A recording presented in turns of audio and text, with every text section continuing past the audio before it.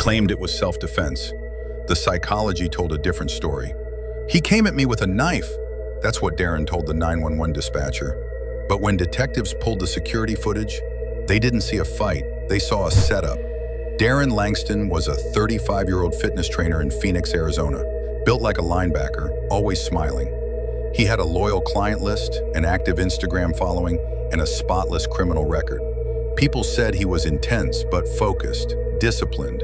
He didn't drink, didn't party, lived by a strict morning routine.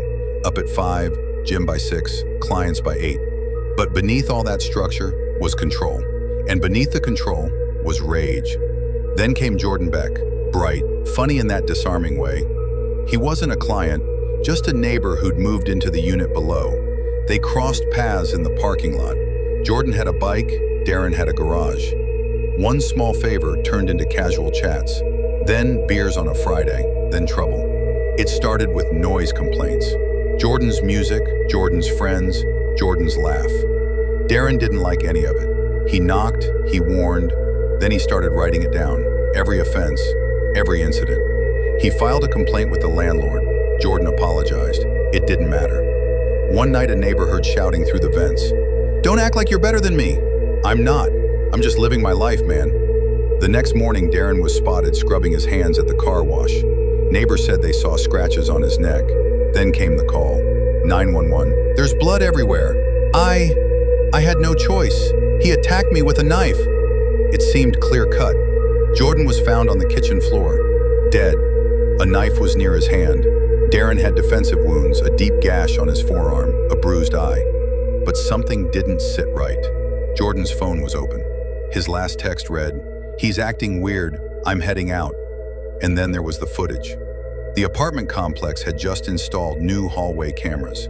There was no footage of Jordan entering Darren's unit, but there was footage of Darren entering Jordan's, and 17 minutes later, leaving.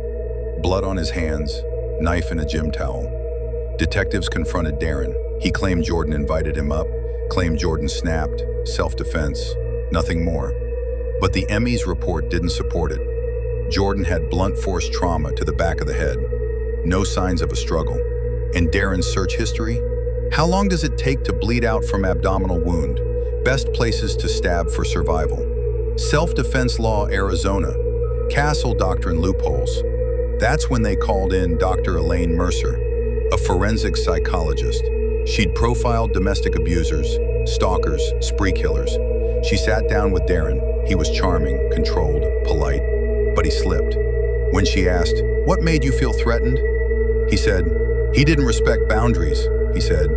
"He didn't respect boundaries. He needed to understand I wasn't weak. Not, I feared, but he needed to understand." The jury deliberated for 5 hours. They returned with a verdict. Guilty, second-degree murder, 27 years. Darren showed no emotion, just adjusted his collar as they cuffed him. Dr. Mercer later wrote in her report, "He did not kill from fear. He killed from wounded pride and tried to disguise control as self-defense."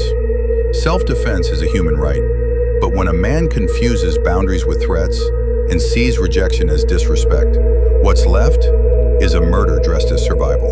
Not everyone who says, "I had no choice," was ever out of choices. If this story made you think twice before trusting someone, hit that like button. What would you have done differently? Drop your thoughts in the comments, and if you want more chilling stories like this one, don't forget to subscribe.